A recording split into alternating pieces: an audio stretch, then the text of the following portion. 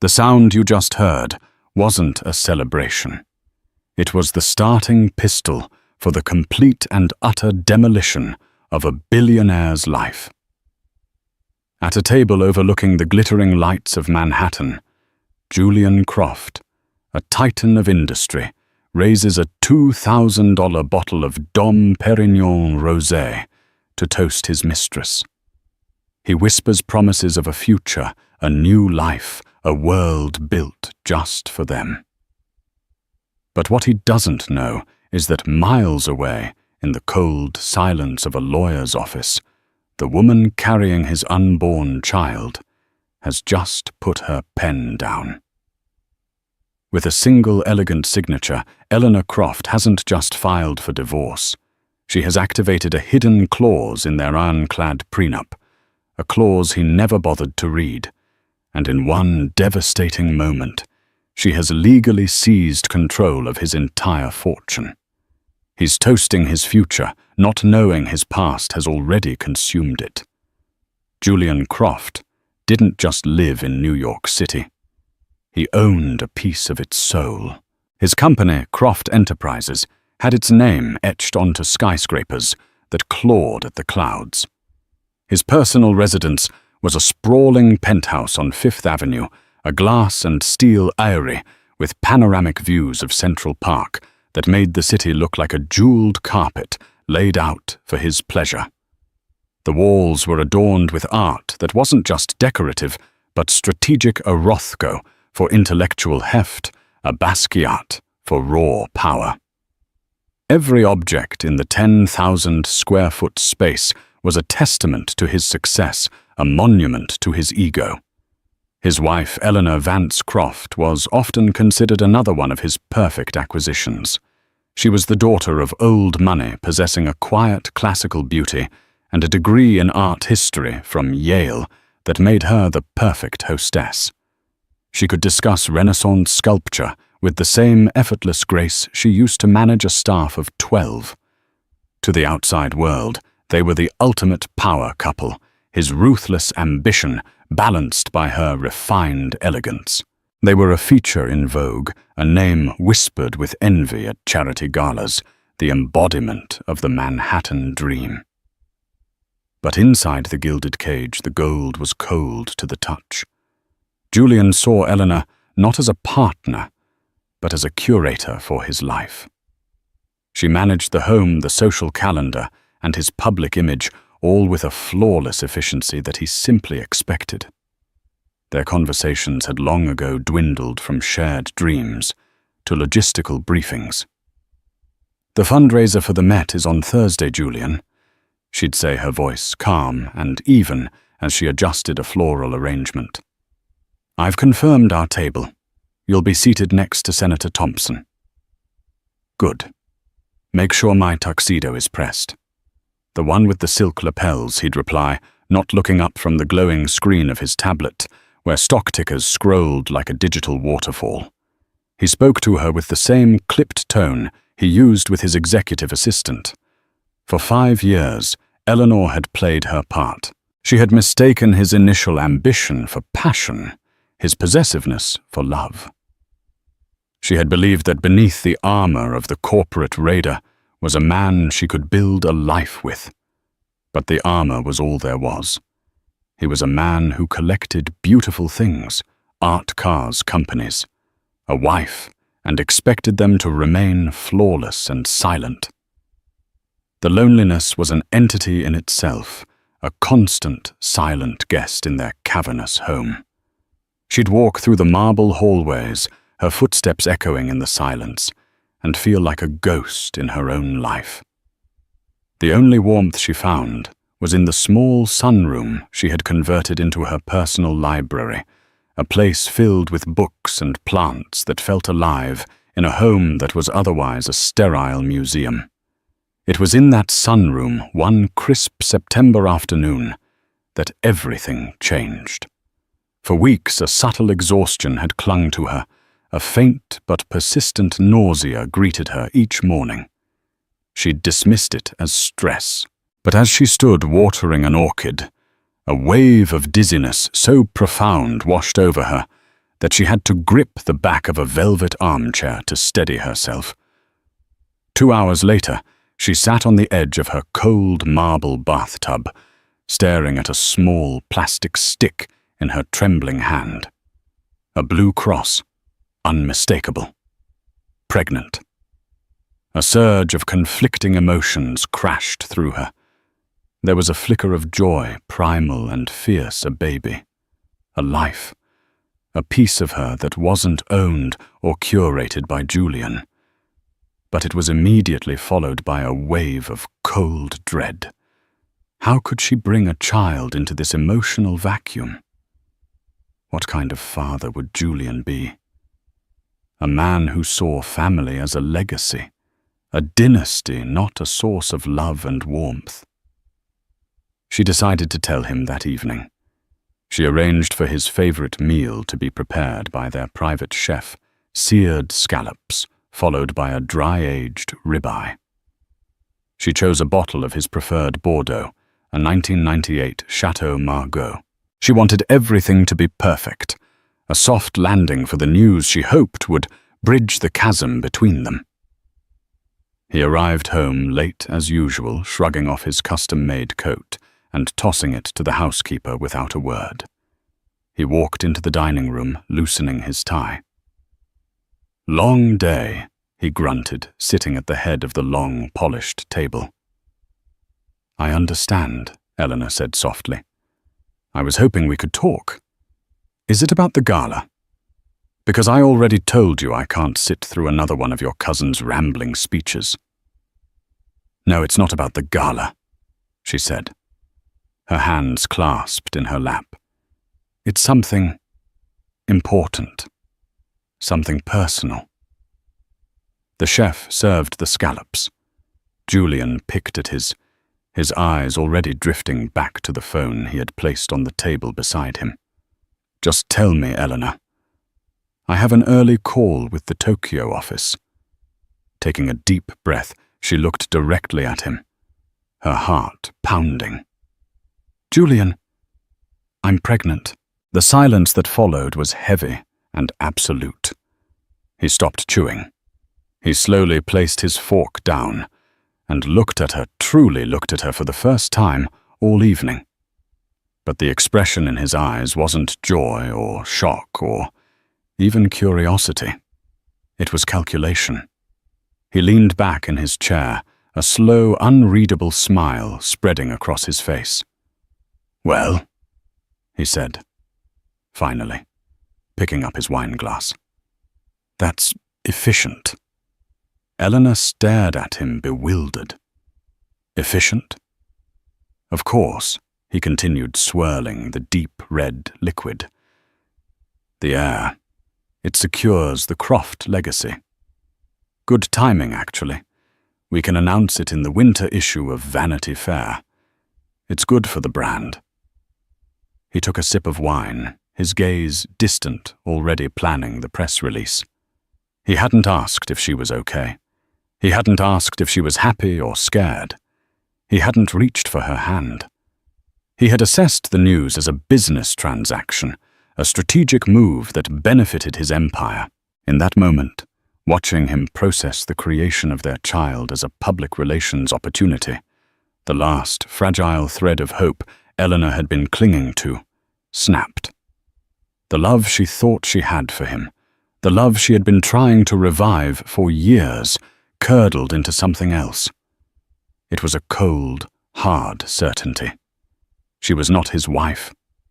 She was his asset. And now she was carrying his most valuable asset yet. The gilded cage had just become a nursery, and she knew with terrifying clarity that she had to find a way out. Not just for herself, but for the tiny, innocent life growing inside her.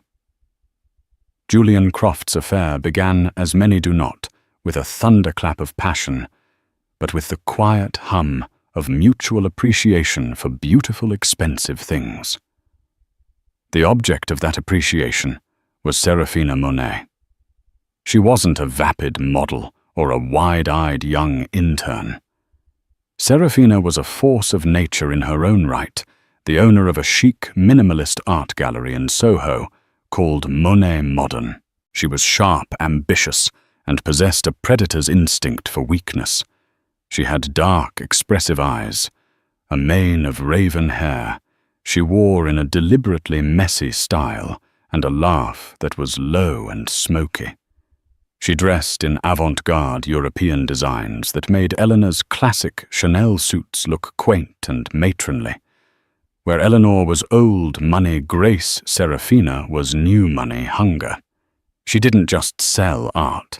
She sold a lifestyle, an illusion of being on the cutting edge of culture, and men like Julian were her primary clientele. They met when Julian was looking to acquire a major piece by a rising German artist. Serafina handled the acquisition. She wasn't just a dealer. She was a connoisseur of men like him. She understood that for Julian, art wasn't about emotion. It was about conquest and investment. During their initial meetings, she never flirted overtly. Instead, she engaged his intellect, his ego. She praised his discerning eye and his bold acquisition strategy. She spoke his language, the language of value, of scarcity, of owning something no one else could have. Most collectors are just decorating, she told him one afternoon in her gallery, a cavernous white space where a single unsettling sculpture stood in the center. They want something to match their sofa. You, Julian, you're building a collection. You're shaping the market. He was hooked. Here was a woman who didn't just admire his wealth. She admired the mind that had built it. She saw him, he believed, as the visionary he saw himself as. Their professional meetings soon bled into personal ones. A discussion over a painting would turn into a long lunch at Balthazar, where her hand would linger on his arm, a second too long. A late-night call about an auction would dissolve into intimate conversations about their ambitions. She created a world for him that was an antidote to the sterile perfection of his life with Eleanor. With Serafina, he felt adventurous, rebellious. She'd take him to underground art shows in Brooklyn, to exclusive speakeasies he didn't know existed. She made him feel like he was still a hunter, not just a king sitting on his throne. The physical affair started on a business trip to Art Basel in Miami. In the humid, hedonistic atmosphere of the city, away from the prying eyes of New York society, they fell into bed. For Julian, it was a release, a confirmation of his power and desirability. For Serafina, it was the closing of a deal that had been months in the making. She was the perfect mistress. She was demanding in a way that fed his ego, demanding expensive gifts, lavish trips, and exclusive access. But she never demanded the one thing he couldn't give legitimacy. She never complained about being the secret. In fact, she seemed to revel in it. Poor Eleanor, she'd say, with a smirk tracing the line of his jaw, as they lay in a suite at the Faena Hotel. Does she even know how to have fun? Or does she just organize it? Julian would laugh, the comment stroking his justification for the affair. He told himself he wasn't destroying his marriage. He was simply supplementing it. Eleanor was for legacy, for stability, for the public-facing brand of Julian Croft. Serafina was for him. She was his reward for the pressures of his life. He showered her with gifts. A rare Patek Philippe watch, a vintage convertible, a black American Express card with no limit linked to a private holding company to keep it off his main accounts. He was meticulous, he thought, in covering his tracks. He used burner phones, booked hotels under pseudonyms, and had his driver take convoluted routes. He was the master of his universe, and he believed he could compartmentalize his life with the same ruthless efficiency he applied to his business portfolio. He never once considered the emotional toll on Eleanor, because he had long since stopped seeing her as a person with a rich inner life. She was a system that worked, One doesn't worry about the feelings of a system, only its function. And as long as his home ran smoothly and his public appearances were flawless, he assumed the system was content. The announcement of Eleanor's pregnancy barely registered as a complication to his affair. If anything, it made his compartmentalization feel even more justified. Eleanor was now fulfilling her primary function, producing an heir. That was her world. His world, the one where he felt truly alive, was with Serafina.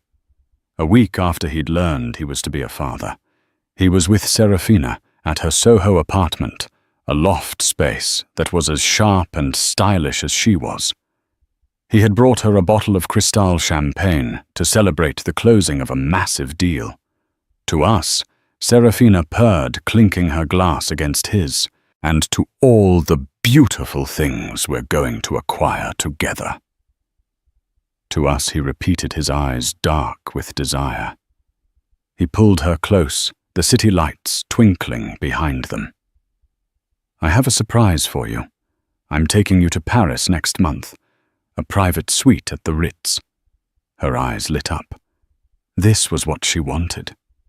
The trips, the jewels, the proximity to power. She kissed him deeply, a calculated performance of passion. And what will you tell the wife? She whispered against his lips. A business trip, a conference in Geneva, he said, dismissively. She doesn't ask questions. She knows her place. He believed it absolutely.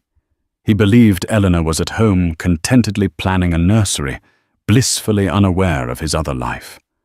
He saw himself as a master puppeteer, pulling the strings of his two separate worlds, never imagining that one of his puppets was about to cut her own strings and burn the entire stage to the ground. He was so confident in his deception, so blinded by his own arrogance, that he never saw the first unraveling thread. And it was a thread he had left dangling himself, a small, seemingly insignificant charge on a credit card statement. A charge for a gallery he thought his wife would never, ever have a reason to notice. Eleanor had always been the one to manage their household finances. It was a role Julian had delegated to her early in their marriage, not because he trusted her implicitly, but because he considered it tedious administrative work beneath his station. He gave her access to all their personal accounts, confident that her old money sensibilities would make her a responsible if uninspired steward of their domestic spending. It was a colossal miscalculation. He had mistaken her quiet diligence for a lack of curiosity. The first thread appeared on a Tuesday night. Julian was in Chicago for a merger, and Eleanor was in her study, the pool of light from her desk lamp, the only illumination in the dark penthouse. The baby was making its presence known with a persistent, gentle flutter, a secret conversation between mother and child. She was reviewing the monthly statement for their primary joint Amex account, a task she performed with meticulous care. She scanned the columns of figures Saks Fifth Avenue, the private chef's services, a donation to the Philharmonic, the usual rhythm of their opulent life. And then she saw it. A charge for $75,000. The vendor was listed as Monet Modern. Eleanor paused. She knew every major art dealer in the city and beyond. She had never heard of this one. It was a significant amount too large for a casual purchase. Julian hadn't mentioned acquiring a new piece. In fact, he'd recently complained about the art market being overvalued. Curiosity piqued. She opened her laptop and typed the gallery's name into the search bar. The website was sleek and aggressive, filled with the kind of abrasive conceptual art Julian had always professed to hate. He called it pretentious junk. He favored established masters' blue-chip assets. This was completely out of character. The gallery's owner was listed as Serafina Monet. A photo showed a striking woman with dark, challenging eyes standing beside a sculpture that looked like a tangle of rusted metal. An uneasy feeling, cold and sharp, pricked at Eleanor's heart. It was just a charge. It could be anything. A gift for a business associate. An investment he'd forgotten to mention. She tried to rationalize it, to push the suspicion away. But it was a loose thread on a perfect tapestry, and her fingers couldn't help but pull at it. Over the next few days, she started looking closer. She delved into accounts she hadn't reviewed in years, subsidiary accounts for his private holding companies, ones he used for discrete investments. She had to cross-reference tax IDs and wire transfer codes using the financial acumen her father, a savvy investor himself, had insisted she learn. What she found was a pattern. There wasn't just one charge. There were dozens stretching back over a year. Monthly wire transfers to a private account, all categorized under vague labels like consulting fees or acquisition services. There were charges from high-end jewelers. She'd never shopped at hotel bookings in cities where he had no business meetings, scheduled airline tickets for two that were never for her. And all of it seemed to orbit around one name, Serafina Monet. A charge for a floral arrangement delivered to the gallery's address. A payment to a luxury car service that listed the gallery as a frequent destination. The evidence was piling up, each discovery a small, sharp cut. But it was all circumstantial. Financial data could be explained away. Julian was a master of plausible deniability. She knew she needed something irrefutable. She needed to see it. The decision to hire a private investigator felt like a betrayal of the woman she used to be, the woman who believed in privacy and trust. But that woman was gone, replaced by someone cold and clear-eyed. She found a discreet firm run by a former NYPD detective named Robert Costello, a man with a reputation for being thorough and invisible. She met him in a nondescript coffee shop in the West Village, a world away from her Fifth Avenue life. She was dressed down, wearing sunglasses and a simple trench coat.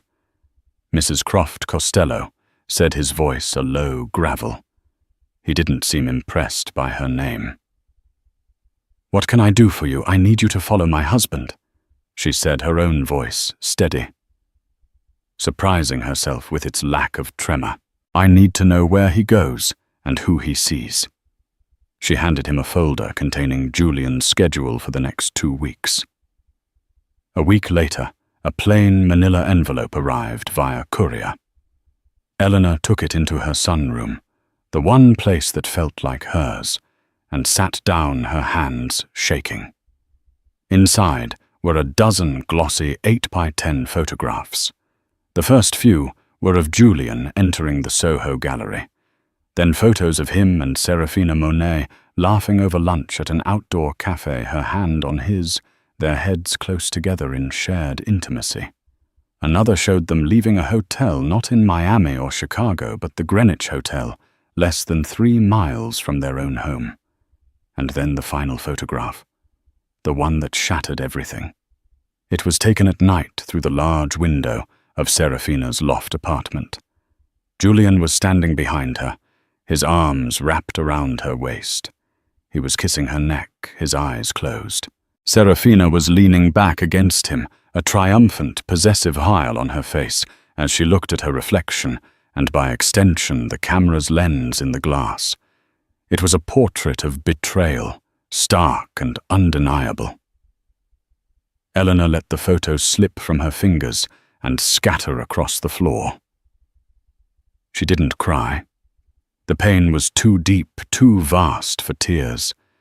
It was a hollow, echoing chasm that opened up inside her.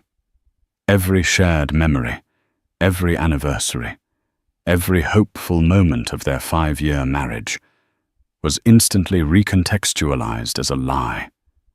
His impatience, his dismissiveness, his emotional distance. It all made sense now. He hadn't been busy. He had been absent. He was living another life, a life he preferred, a life he had paid for, with their shared money and her stolen trust.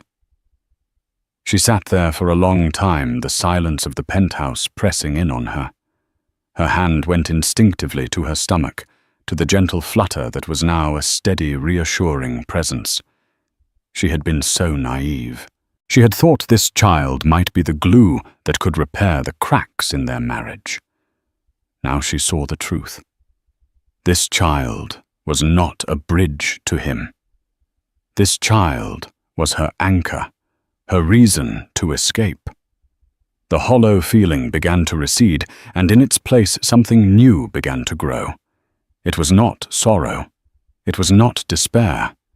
It was a slow-burning, diamond-hard rage. He had called the news of their child efficient. He had reduced the most profound moment of her life to a line item on his legacy's balance sheet. He had stood in this very home, under this roof, and lied to her day after day, while spending their fortune on his secret life. She stood up and walked over to the scattered photographs. She picked up the final one, the image of Julian and Serafina in their embrace. She looked at his face lost in his selfish pleasure, and hers smug with victory. They both thought they had won. They thought she was a fool, a decorative, oblivious wife. They had underestimated her. Everyone had always underestimated her. That was about to become the most expensive mistake Julian Croft had ever made. Eleanor's grief was a crucible. It burned away the soft, forgiving parts of her and forged what was left into something sharp and unbreakable. The next morning, she did not confront Julian. There would be no tearful accusations, no screaming matches. That was the drama he would expect, a scene he could manage, manipulate, and ultimately dismiss. She was done playing scenes in his play. She was going to write her own ending. Her first call was not to a divorce lawyer. It was to Marcus Thorne. Marcus was a legend in certain circles of New York law, a name whispered with a mixture of fear and reverence. He wasn't a family law attorney who specialized in amicable splits. He was a shark, a specialist in forensic financial litigation and the weaponization of complex corporate contracts. He had a particular disdain for the brand of arrogant new money titans like Julian Croft, having once been ruined by one himself early in his career. He had since dedicated his life to dismantling them with surgical precision. They met in his office, a space that was the antithesis of Julian's world. It was old-paneled in dark wood and smelled of leather-bound books and quiet power. Marcus Thorne was a man in his late 50s, with piercing grey eyes and an unnerving stillness. He listened without interruption as Eleanor laid out her story, her voice a low, steady monotone. She concluded by placing the manila envelope of photographs on his polished desk. He glanced at the top photo, the one of the embrace, and pushed the envelope aside. He didn't need to see the rest. "Infidelity is predictable, Mrs. Croft," he said, his voice dry. "In and of itself, it's a weak negotiating position in this state. The emotional damage is immense, but the financial leverage is minimal. What else do you have?" This was the moment. Eleanor reached into her bag and retrieved a thick-bound document. "Our prenuptial agreement," she said, placing it on the desk. Marcus leaned forward. His interest finally piqued. He opened the document, his sharp eyes scanning the dense pages. Julian's lawyers, a team of aggressive corporate attorneys, had drafted it. It was on the surface an ironclad fortress designed to protect Julian's vast fortune, which was estimated at just over $2 billion. It stipulated that in the event of a divorce, Eleanor would receive a one-time payment of $10 million a pittance, designed to buy her silence and a quick exit. Marcus read through it, his expression grim. "This is brutal, Mrs. Croft. It's designed to leave you with next to nothing." "Keep reading," Eleanor said calmly. Page 47. Article 12. Marcus flipped to the page. His eyes narrowed as he read the clause, and then he read it again. A slow, wolfish grin spread across his face. He looked up at Eleanor, seeing her for the first time not as a victim, but as a fellow predator. "My God," he whispered, "the legacy clause." It was a piece of boilerplate language Julian's own lawyers had insisted on, a standard edition for dynasty-building patriarchs. Julian, obsessed with his own legacy, had wanted to ensure the moral and financial integrity of the Croft bloodline. Article 12, the Fidelity and Family Progeny Clause, stated that the prenuptial agreement's primary terms would be rendered void under a specific set of circumstances. If the marriage produced a legitimate heir, and if Julian Croft was found to have engaged in marital infidelity that threatened the stability of the family unit during the gestation period of said heir, then an extraordinary measure would be triggered to protect the heir's birthright from the consequences of the father's moral instability, controlling interest in the Croft family trust. The entity that held the majority of his shares in Croft Enterprises, his real estate portfolio and his liquid assets, would be temporarily transferred to the mother to be held in stewardship until the child reached the age of 25. It was designed to protect a dynasty from a philandering father who might squander the family fortune on mistresses or illegitimate children. Julian had signed it with an arrogant flourish, so confident in his own infallibility and his ability to deceive that he'd seen it as a testament to his own patriarchal virtue. He never imagined it could be used against him. He saw it as a shield for his heir. He never saw that Eleanor would be the one to wield it as a sword. "He signed it," Eleanor said, her voice like ice. "He was so proud of it. He called it ensuring the future. This isn't just a divorce filing, Mrs. Croft," Marcus said, his mind racing, the thrill of the hunt in his eyes. "This is a corporate takeover, a coup d'etat.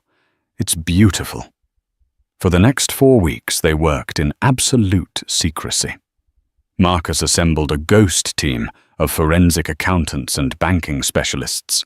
They operated out of a secure, unmarked office in a different borough.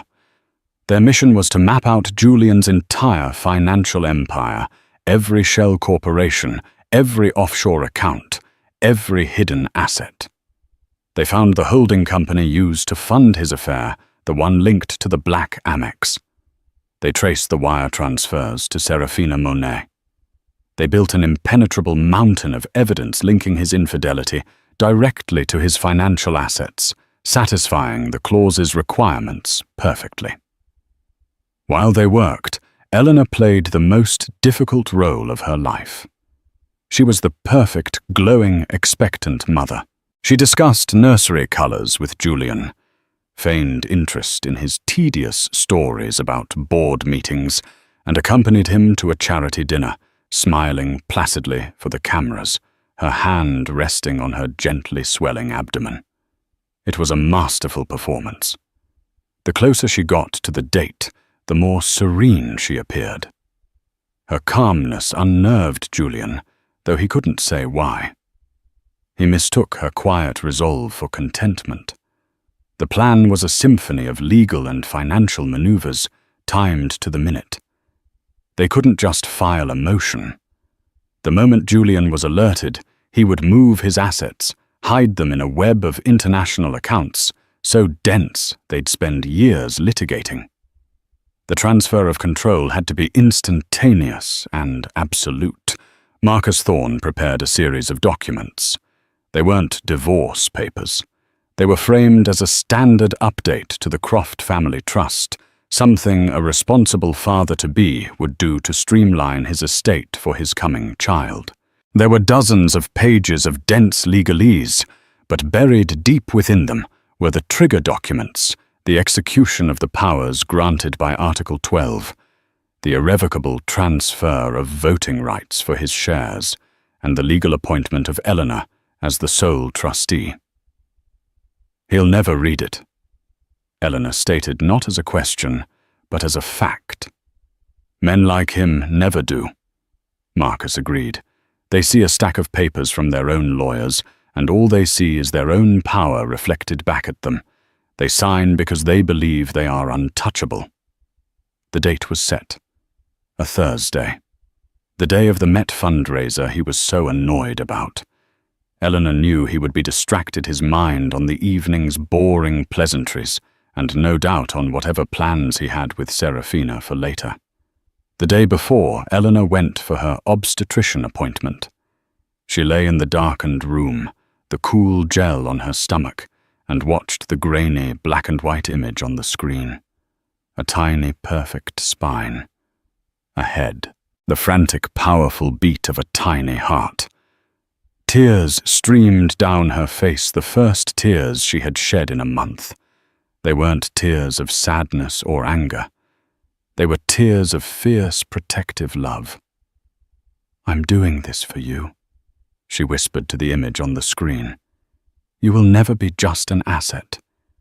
You will be safe. You will be free." She was no longer just escaping. She was building a fortress for her child. The day of the signing was a masterpiece of orchestrated banality. The weather was a placid, indifferent blue, the kind of autumn day in New York that feels full of promise. For Julian Croft, the promise was of an evening that would begin with a tedious but necessary appearance at the Met Gala, and end in the arms of Serafina Monet. For Eleanor, it was the promise of liberation. She woke early, a quiet hum of energy beneath her calm exterior. She chose her outfit with deliberate care, a simple but elegant cream-colored cashmere dress. It was modest, maternal, and utterly non-threatening. It was the costume for the final act of her performance as the dutiful Mrs. Croft.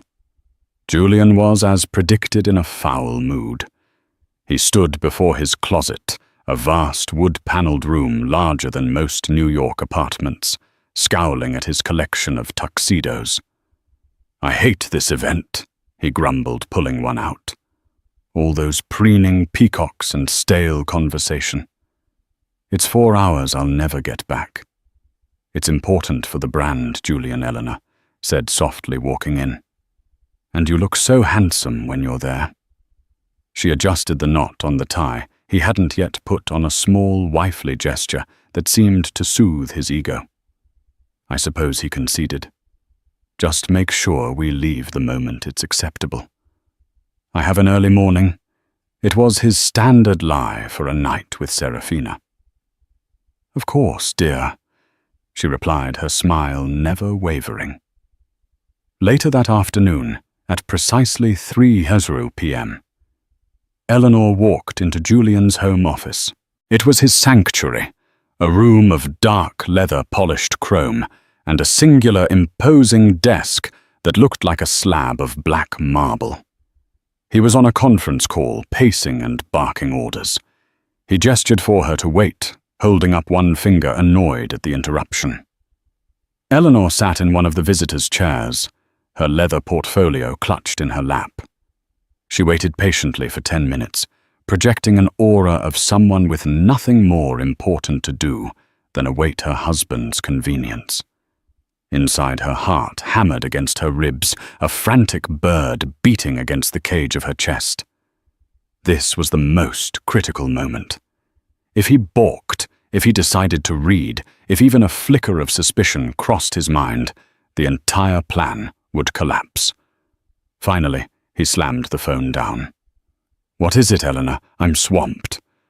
"I'm so sorry to bother you, darling." She began, her voice gentle and apologetic. "It's just, the lawyers sent these over.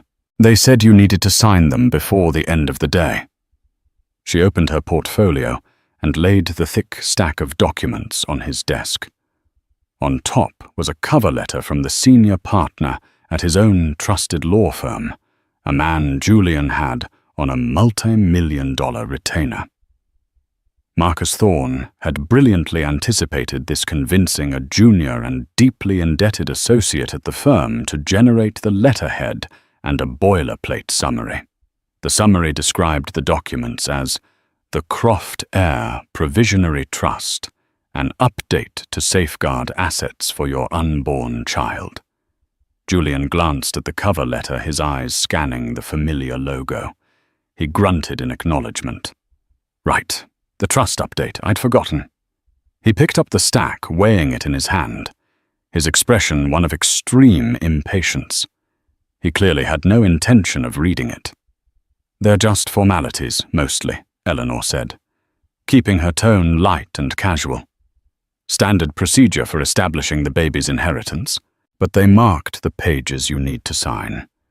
She had, with Marcus's instruction, placed bright yellow. Sign. Here stickers on the appropriate signature lines, making it as easy and thoughtless as possible. She was treating him like a busy celebrity, signing autographs, not a billionaire signing away his empire. He flipped through the pages, his eyes glazing over at the dense blocks of text. He saw trust legalese asset schedules, appendixes. It looked exactly like every other tedious corporate document he signed a dozen times a week. His mind was already elsewhere on the speech he had to avoid at the gala on the reservation he'd made at a private club for him and Serafina at 11 p.m. He reached for his pen, a heavy custom Mont Blanc. Fine. Where do I sign? Eleanor stood and leaned over the desk, her scent a subtle familiar lavender filling the air. She pointed a perfectly manicured finger at the first yellow tab. Here. And here. He signed the first page, his signature, a sharp, arrogant slash of ink. She turned the page for him. And here. He signed again. With each stroke of the pen, a new wire in his vast financial web was severed from him and reconnected to her. The voting rights to his majority, stake in Croft Enterprises, the deeds to their properties in the Hamptons, Aspen, and St. Bart's, the control codes for his primary investment accounts, ///. As he signed the final page, the one that enacted the power of Article 12 and made all the other transfers legally binding and irrevocable, Eleanor felt a profound, dizzying sense of vertigo. It was done. The trap had been sprung.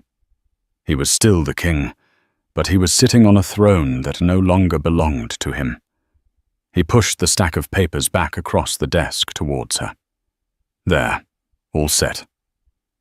Now, if you'll excuse me, I need to prepare for this dreadful party. He stood up already, dismissing the moment the papers and her from his mind. He was completely unaware that he had just executed his own financial demise.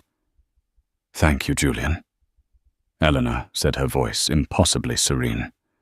She gathered the documents, the ink still wet on his signature, and placed them carefully back into her portfolio. I'll have the courier send these back to the lawyers immediately. You go get ready. I'll see you downstairs in an hour. He nodded and walked out of the room without a backward glance. Eleanor stood alone in his office, the portfolio clutched to her chest. She looked around the room at the symbols of his power, the trophies of his conquests. They were hers now. She walked to the floor-to-ceiling window and looked down at the city sprawling below. It was no longer his kingdom that she was a prisoner in. It was her dominion, won not with brute force, but with the quiet, underestimated intelligence of a woman he had never bothered to truly see. A silent, seismic shift had just occurred, and the only person in the world who knew was the one he had wronged the most. The air in the restaurant was thick with the scent of money and ambition.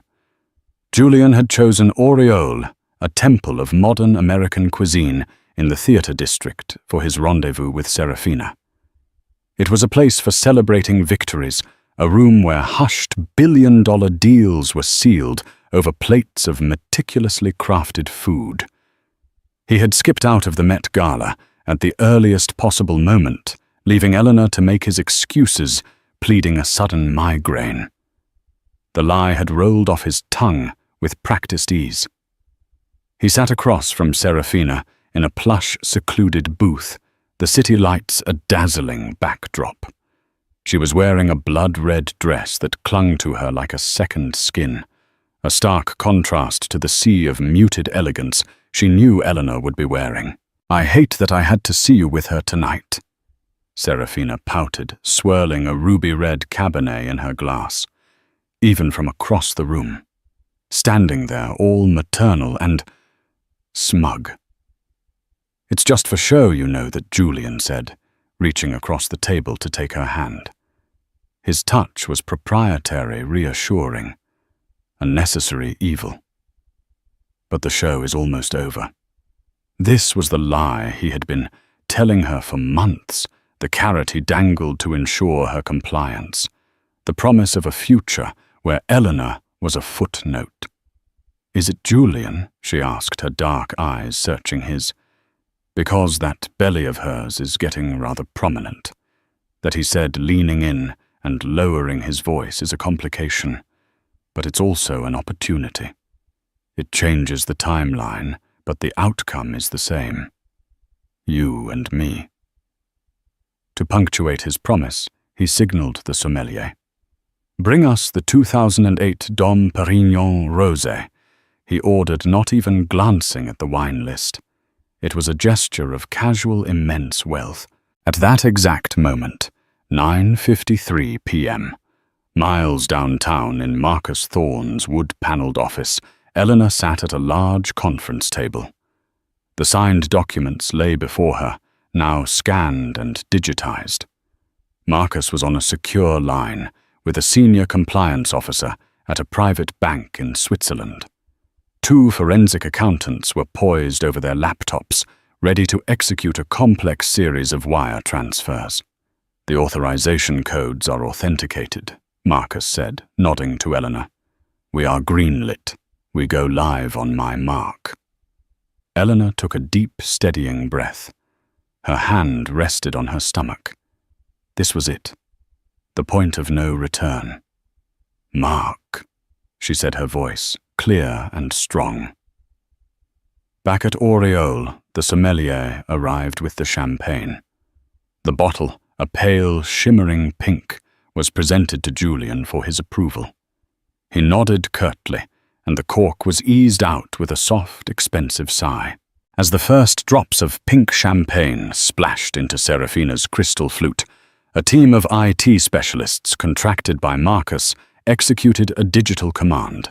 Julian Croft's biometric and password credentials for the Croft Enterprises servers were instantly revoked. The digital keys to his own kingdom were now invalid. The sommelier moved to Julian's glass. As the champagne filled it, a second command was executed. The irrevocable transfer of voting control of his majority shares, authorized by his own signature, was filed electronically with the company's board and the SEC. On paper, he was still the CEO. In reality, he was a figurehead who could be removed at any moment by the new majority shareholder, his wife. Julian raised his glass. The champagne fizzed, the tiny bubbles catching the light. He looked at Serafina, a woman he saw as his vibrant, exciting future. "A toast," he said, his voice resonant with self-satisfaction. "To new beginnings, to a future free of tedious obligations. To us." As their glasses clinked a high, clear note in the restaurant's murmur, the final series of transfers began. Liquid assets, hundreds of millions of dollars in cash stocks and bonds, were moved from accounts controlled by Julian into new trust accounts controlled solely by Eleanor. The titles for the properties were legally transferred. The credit lines he used to fund his lavish lifestyle, including the black Amex in Serafina's wallet, were frozen pending review by the new account controller. He took a long, satisfying sip of the champagne. It was crisp, complex, with notes of strawberry and smoke. It tasted to him like victory. He was a master of the universe, celebrating another successful manipulation, another perfectly managed duality. He was toasting his own brilliance, his power, his ability to have everything he wanted. He had no idea he was drinking to his own ruin. He was celebrating at his own wake and didn't even know he was the corpse, while he savored the taste of expensive wine and the company of his mistress. The empire he had built. The fortune that defined him was being systematically and legally dismantled in complete silence. The entire structure of his life had been demolished, and he was sitting in the rubble, admiring the view, completely oblivious to the fact that nothing he was looking at belonged to him anymore. The toast was a perfect final monument to his own spectacular arrogance. The first tremor of Julian's collapsed world came not as a roar, but as a whisper of digital embarrassment. After the lavish dinner, after more champagne and whispered promises, he reached for his wallet to pay the bill. He handed the waiter his personal Centurion card, the legendary black card that was his ultimate symbol of unlimited power. A few moments later, the waiter returned his expression, a careful mask of professional apology. "I'm very sorry, Mr. Croft. The card has been declined." Julian stared at him. "That's impossible." "Run it again." "We have, sir, 3 times. Perhaps there is another card you'd like to use." A flush of irritation crept up Julian's neck. He pulled out a platinum visa from another bank. "Try this one." The waiter returned again, his face even more pained. "My apologies, sir. This one as well." Serafina watched, her smile tightening. The glamour of the evening was evaporating under the harsh fluorescent light of a financial problem. Julian, flustered and furious, pulled out his phone to call the bank's private concierge line. He was put on hold. The triumphant master of the universe was now listening to tinny hold music like any other mortal. Finally, a nervous-sounding junior agent came on the line. "Mr. Croft." "Yes, I see the issue. There appears to be a hold on all your personal accounts. A directive was issued from the primary trustee." "I am the primary trustee," Julian hissed into the phone. "Our records show a change in trustee status, effective as of 9:53 p.m. this evening, sir. The new primary trustee is listed as Eleanor Vance Croft." The name hit him like a physical blow. It made no sense. It was a mistake, a clerical error. He ended the call, threw enough cash on the table to cover the bill, one of the few times he'd carried that much, and stormed out of the restaurant, Serafina trailing behind him, her expression now one of cold assessment. "What was that about Julian?" she asked as they stood on the curb, the city air suddenly chilly. "It's nothing. A bank error," he snapped, trying to access his Croft Enterprises corporate account on his phone to summon his driver. "Access denied." He tried again. Invalid credentials. Panic, an emotion he hadn't felt since he was a young man clawing his way up, began to snake its way into his gut. He hailed a common yellow cab, a humiliation in itself. During the tense, silent ride to Fifth Avenue, he frantically tried to call his CFO, his lawyer, anyone. All his calls went straight to voicemail. It was as if he had been digitally excommunicated from his own life.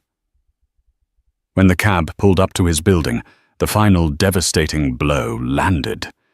He strode towards the grand entrance, but the doorman, a man who had greeted him by name for years, stepped forward to block his path, his face a picture of misery.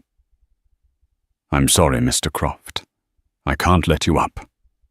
"What the hell are you talking about, Michael? I live here. My instructions are clear, sir. From the new primary leaseholder. Mrs. Croft, you're no longer listed as a resident." This was it. The moment the fog of denial was blasted away by the brutal light of reality. This wasn't an error. This was an attack. This was a coup. Serafina, who had been watching this all unfold, took a slow step back. The man she had attached herself to, the titan of industry, the font of unlimited resources, was being locked out of his own home. His power had vanished. She saw him not as a lover, but as a stock that had just crashed to zero. "Julian," she said, her voice devoid of any warmth. I think I should go." She didn't wait for a reply. She turned, hailed another cab, and disappeared into the New York night, taking his illusions of a shared future with her. Julian was left alone on the sidewalk, the city lights that once seemed to celebrate him, now mocking his powerlessness. Humiliated and enraged, he finally got a text message. It was from a number he didn't recognize. "Your belongings have been packed and sent to a storage unit in Queens. The address will be forwarded to you. Here is the number for a hotel I've booked for you for the next week. After that, you are on your own. A letter is waiting for you with the concierge. E." He stumbled into the lobby where the concierge silently handed him a thick cream-colored envelope bearing the elegant VC monogram. He tore it open. Inset in Eleanor's perfect looping script was a multi-page letter. It was not emotional or angry. It was a calm, detailed, and devastating summary of his ruin. It outlined his infidelity, referencing dates and locations from the private investigator's report. It explained in clear, simple terms the function of Article 12 of their prenuptial agreement, the clause he had never bothered to read.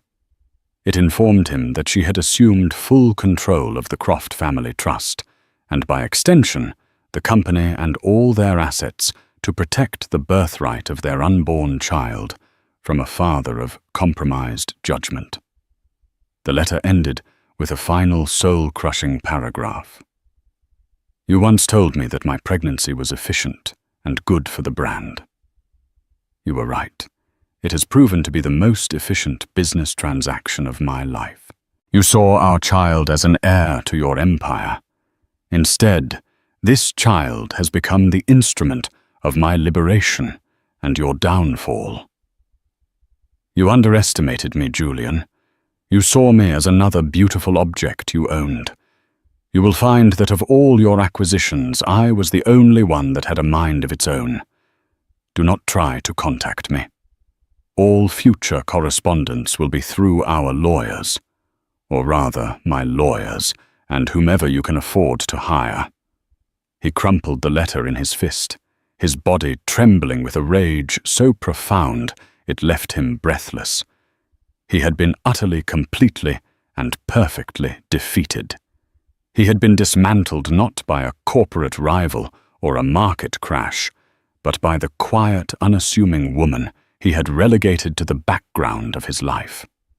She had used his own arrogance, his own legal documents, and his own child against him in a maneuver so brilliant and ruthless it was something he would have admired in an enemy. He looked up through the glass doors of the lobby up at the penthouse where the lights were on. He could almost imagine her standing there, a hand on her stomach, looking down at him. Eleanor Vance Croft, the curator of his life, had just curated his spectacular destruction. He had nothing left but the expensive clothes on his back and the bitter taste of champagne in his mouth. He had toasted his future, never realizing he was already a ghost of the past. And so Julian Croft's world ended, not with a bang, but with a quiet signature and the pop of a champagne cork. It's a chilling reminder that the greatest threats often come not from our declared enemies, but from the people we underestimate the most. Eleanor's story is one of incredible strength, a transformation from a silent partner into the architect of her own justice. It leaves us with a powerful question. Is this a story of cold-hearted revenge, Or is it a story of radical self-preservation? Was Eleanor's coup a masterclass in karma, or a cautionary tale about the devastating power of secrets?